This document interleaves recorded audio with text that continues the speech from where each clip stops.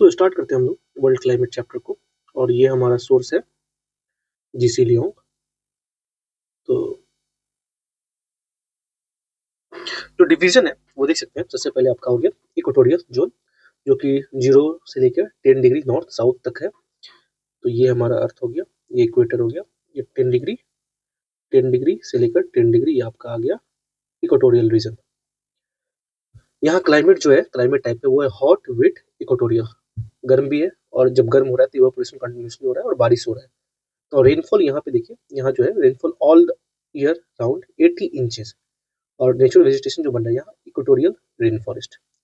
Hot zone पे आते हैं, जैसे हम देख सकते हैं हॉट जोन। ये जो हॉट जोन हो गया ये हमारा इक्वेटोरियल रीजन। तो इक्वेटोरियल रेन फॉरेस्ट जो 10 डिग्री तक हो गया। तो हॉट जोन है जो कि ट्रॉपिक ऑफ कैंसर तक आएगा आपका, 10 से लेकर ट्रॉपिक ऑफ कैंसर।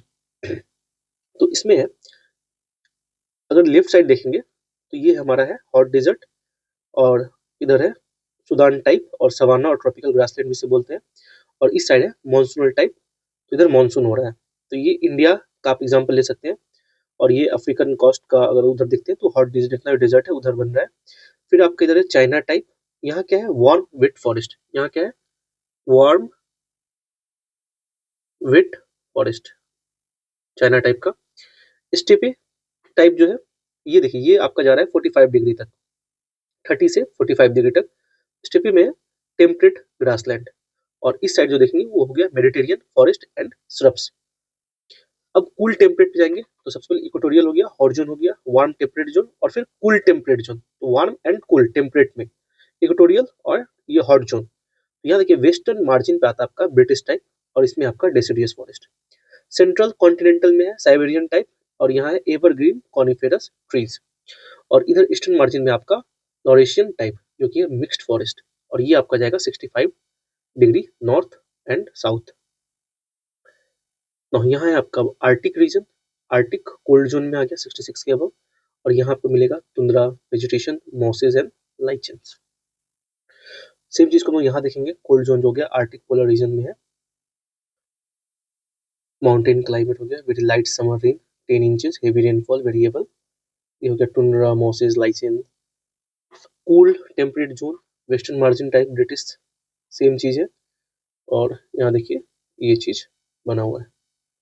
और ईस्टर्न मार्जिन में हमारे पास है China type, gulf type, natal type. यहाँ है warm wet forest and bamboo. Steppe में है लाइट समर रेन, स्टेपी और टेम्परेट ग्रासलैंड। वेस्टर्न मार्जिन हो गया रेनफॉल वेजिटेशन फॉरेस्ट श्रब्स। और ये है आपका hot zone, tropical monsoon, tropical marine and Sudan type. और ये चौथा हो गया आपका desert, Sahara type and mid latitude type. तो यहाँ जो बारिश हो रहा है सिर्फ 5 इंचेस हो रहा है, मॉनसून में लगभग अब 60 इंचेस हो रहा है समर सीजन में। तो ये हो गया सवाना ग्रासलैंड। तो अब एक एक करके हम लोग इस चीज को देखते जाएंगे, लाइन बाय लाइन देखेंगे। The distribution, the equatorial hot wet climate is found between 5 to 10 degree north and south of equator. Its greatest extent is found in lowlands of Amazon. Lowlands of Amazon. Amazon. Amazon कहाँ है आपका? वो हो गया आपका south American continent, the Congo, Malaysia, and East Indies. Further away from the equator, the influence of onshore trade winds give rise to modified types of equatorial climate with monsoonal influences. Within the tropics, the equatorial highlands have a distinctively cooler climate modified by altitude, such as Cameroon Highlands in Malaysia, the northern Andes and Kenyan Highland in East Africa. तो ये आपका हो गया, यहाँ पे हम लोग देख सकते हैं ये सारा। ये देखिए अमेजोन फॉरेस्ट हो गया, ये आपका अफ्रीका का हो गया कैमरून, यहाँ मलेशिया हो गया कुलालमपुर, ये सब ये मलेशिया रीजन हो गया। ये तो ये हो गया आपका इक्वेटोरियल रीजन का। नाउ टेम्परेचर पे आते हैं। The most outstanding feature of this equatorial climate is great uniformity of temperature throughout the year. तो एक जैसा ही टेम्परेचर यहाँ थ्रू आउट द ईयर आपको मिलेगा, uniformity. The mean monthly temperature are always around 80 degree Fahrenheit with very little variation. तो यहाँ variation बहुत कम है। There is no winter. Cloud bases and heavy precipitation help to moderate daily temperature so that even the equator itself, the climate is not unbearable. So in addition, Regular land and sea breeze assist in maintaining a truly equivalent climate. Now, अब आते हैं हम लोग, the diurnal range of temperature is small and so is the annual range. Now, figure यहाँ देख सकते हैं. So the rain climate experience are different equatorial region, one on lowland Kuala Lumpur and the other highland Bogota. The uniformity in temperature is apparent at once. Kuala Lumpur has its hottest month in 18 degree Fahrenheit and its coolest month with 78 Fahrenheit. The annual range is not more than 2 degree Fahrenheit. ठीक है, तो 2 degree से ज्यादा कोई difference नहीं आ रहा है Fahrenheit का.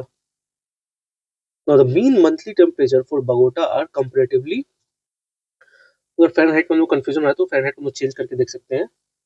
तो तो आपको जो 80 डिग्री फ़ारेनहाइट होता है वो अराउंड होता है आपको 26.66 सेल्सियस. तो इस तरह समझने में हमारा थोड़ा इजी रहेगा.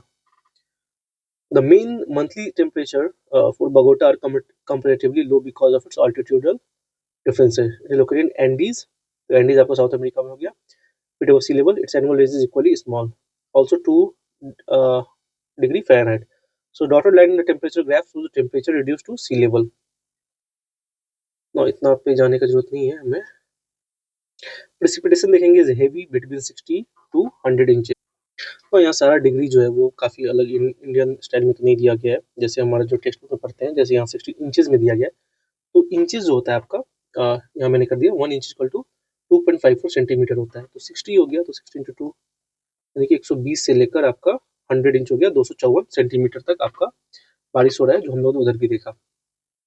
And well distributed throughout the year. There is no month without rainfall and distinct dry season like those of Savannah or, तो कोई ड्राई नहीं है, is absent. Instead, there are 2 periods of maximum rainfall which occur shortly after equinox. Least rain falls at the June and December solstice. Double rainfall peaks coinciding with the equinox are a characteristic feature of equatorial climates, are not found in any other type of climate. But this simple pattern may be upset by local condition. That is Kota, Baro, ये सब हो गया. Most of its receive rainfall from northeast monsoon at the end of year and Rangoon, Burma from southwest monsoon between June and September. As one goes further north and south of the equator, particularly in coast districts, upon influences, ठीक है, ये सब हो गया आपका monsoonal pattern. तो ये due to great heat in the equatorial belt, morning are bright and sunny, there is much evaporation. See, इतना डिटेल से पढ़ने का क्या रीजन है, क्योंकि एग्जाम में जो क्वेश्चन आता है काफी लंबा चौड़ा आपका स्टेटमेंट लिखा रहेगा, तो जब तक ये सेम लाइंस राइम नहीं करेगा तब तक हम लोग आंसर नहीं निकाल सकते. So due to great heat and the equatorial belt, morning are bright and sunny, there is a much evaporation and convectional air current are set up, followed by heavy downpour of conventional rain in the afternoon from the towering cumulonimbus cloud. तो cloud में हम लोग देखेंगे, cloud chapter में जब आएंगे. Thunder and lightning often accompany the torrential shower, and the amount of rainfall recorded in one single afternoon may be as much as the result received for entire year. Beside the conventional rainfall, mountains region also experience much orographic or relief rain. So in addition, there are some intermittent showers from cyclonic atmospheric disturbance caused by convergence of air current in the doldrum. Now, relative humidity is constantly high, over 80, making one feel sticky and uncomfortable. So monotonous climate, oppressive and evading taxes one's mental alertness and physical capability. Though along the coast, refreshing tea breezes do bring some relief. As a result, most of the white settler whose bodies are attuned to cooler and more varied conditions take to the cooler highlands whenever they can. तो vegetation को थोड़ा देख लेते हैं. यहाँ देखिए palm tree, Nina's evergreen tree, तो मैगोनी, इवोनी, green heart, cabinet woods, diodes. They are smaller palm trees, climbing plants like ठीक है, Minas or rattan, which may be hundreds of feet long, and epiphytic and parasitic plant, जो लतरने वाला पेड़ होता है, that live on the other plants. On the trees grow a wide variety of ferns, orchids and lalang. A distinct layer arrangement, तो ये सब हो गया feature. A great variety of vegetation, a distinct layer of arrangement, thick canopy. Canopy होता है कि जो cover area होता है, तो thick canopy बड़ा बड़ा पेड़ का. तो ये कैनोपी हो गया of foliage broken only where it's crossed by large rivers cleared for cultivation. A plant struggle upward for sunlight resulting in a peculiar layer arrangement. The tallest trees attain a height of 150 feet तक जा रहा है. So slender trunks, ठीक है, multiple species है यहाँ पे. Forest clearing के लिए जब आता है तो यहाँ देखिए क्या है, Many parts of the virgin tropical rainforest have been cleared either for lumbering and for shifting cultivation. When these clearing are abundant, less luxuriant secondary forest called क्या बोलते हैं बेलूकर in Malaysia spring up. These are characterized short trees and very dense undergrowth. In the coastal areas, brackish swamps, mangrove forest thrive. हम यहाँ देखते हैं तो equatorial region में generally sparsely populated है. शिफ्टिंग कल्टीवेशन हो गया, ever flowing river streams provide. तो अमेजोन बेसिन हो गया आपको यहाँ पे, रबर कॉन्गो बेसिन में पिग्मीज है, gather nuts in the jungles of Malaysia, Orang Asli make all sort of cane products and sell them to people in village and towns. ये सब आपका हम लोग जियोग्राफिक डिस्ट्रीब्यूशन देख लेते हैं. तो साउथ अमेरिका में है अमेजन बेसिन, अफ्रीका में Congo basin, Guinea coast, Asia में Malaysia, Indonesia, Philippines and part of India, central America में eastern part of central America. ये रहा एक और एग्जांपल. तो प्लांटेशन देखते हैं और यहाँ से क्वेश्चन बहुत आया हुआ है तो देखते हैं. The most outstanding is natural rubber called, this is now it was first discovered in the wild state as para rubber in Amazon basin. It has since been transplanted to other parts of the equatorial land and is grown very profitably in other states. Malaysia and Indonesia are the leading producer of this rubber. कौन है?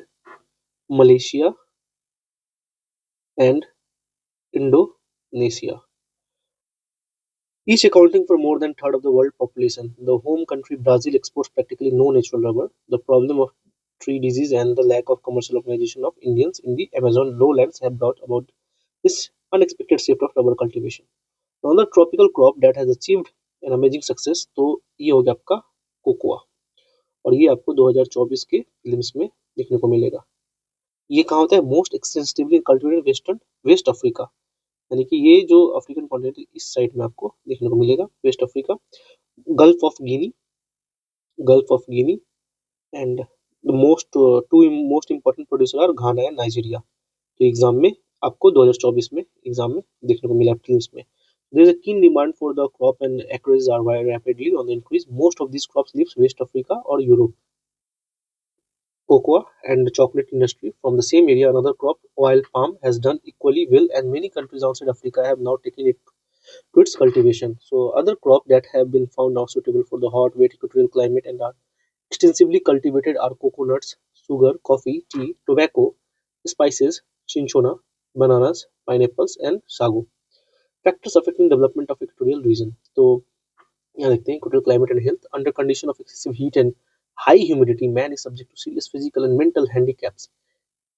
He perspires profusely and loses vigor and energy in such an enervating environment. He exposes himself to such dangers and sunstrokes and such diseases as malaria and yellow fever. Consequently, his capacity for active work is greatly reduced and his resistance to disease is much weakened. Unless there is adequate provision for satisfactory sanitation, physical and mental health are bound to be affected. Nowadays, malaria eradication schemes are in progress in most tropical areas and vaccines are being given. So, market gardening in Singapore. In many parts of the equatorial zone, intensive farming to supply city dwellers with vegetables is profitable primary products production department of Singapore का ये image है. तो आपका prevalence of bacteria and insect pest, फिर rapid deterioration of tropical soil, jungle hinders development and maintenance. So jungle is so luxuriant that it is quite a problem to clear a small patch of it and even more difficult to maintain. अबे लालांग, लालांग क्या होता है? Tall grass है. ला lung, ये क्या है? Tall grass. And thick undergrowth spring up as soon as the shade trees are cut, and unless these are weeded at regular intervals, they make choke crops and overwhelm estates. In the same way, roads and railways constructed through the equatorial lands have to cut through forest density swamps, and those who build and maintain these encounter wild animals, poisonous snakes, and insects. Once completed, they have to maintain a high cost. Many remote parts of Amazon basin, the Congo, Borneo, are without modern communication lines. The rivers form the only natural highway. तो ये वहाँ का highway है river से. Now rapid deterioration of tropical soil क्या होता है? It is misconception that tropical soils are rich. यहाँ से भी क्वेश्चन आपको मिला है, क्वेश्चन ऑलरेडी फॉर्म हो चुका हुआ है यहाँ से, तो इस कॉन्सेप्ट को समझते हैं. So it is a misconception that tropical soils are rich in its virgin untouched state due to heavy leaf fall and the decomposition of leaves by bacteria, thick mantle of humus तो बन जा रहा है, makes the soil fairly fertile. This is clear from the shifting cultivator heavy cropping in the newly cleared ladangs. But once the humus is used and natural vegetation cover is removed, the torrential downpour soon wash out most soil nutrients. The soil deterioration rapidly with subsequent soil erosion and soil impoverishment. One may quote the Indonesian island of Java as an exception because of its rich volcanic ashes. तो जावा का जो Indonesian island है वो exception क्यों है वहाँ पे, क्योंकि वोल्केनो की वजह से, एसिस की वजह से वहाँ फर्टाइल हो जाता है फिर से. Rich volcanic acids and the energetic local people. In Malaysia and Singapore, the eastern Brazil, much progress has also been made in the development of the tropical lands throughout the systematic planning and the will of the people to succeed. So the will of people is very important. Now, difficulties in lumbering and livestock farming. So as mentioned earlier, the tropics have great potential in timber resources. Commercial extraction is difficult. The trees do not occur in homogeneous stand. There are no frozen surfaces to facilitate logging, and tropical hardwoods are sometimes too heavy to float in the rivers, even if these flow in the desired. तो यहाँ देखिए livestock farming is greatly handicapped by the absence of meadow grass. Even on the highlands, the few animals like bullocks or buffalo are keep mainly as beasts of burden. The yield in milk of beef is well below those of the cattle in the temperate grassland. The grass is so tall and coarse that it is not nutritious. In Africa, domesticated animals are attacked by test flies that cause nagana and deadly diseases. Now we will see the shifting cultivation around the world. So these are the local names in different regions. जैसे कि आपका हो गया झूम.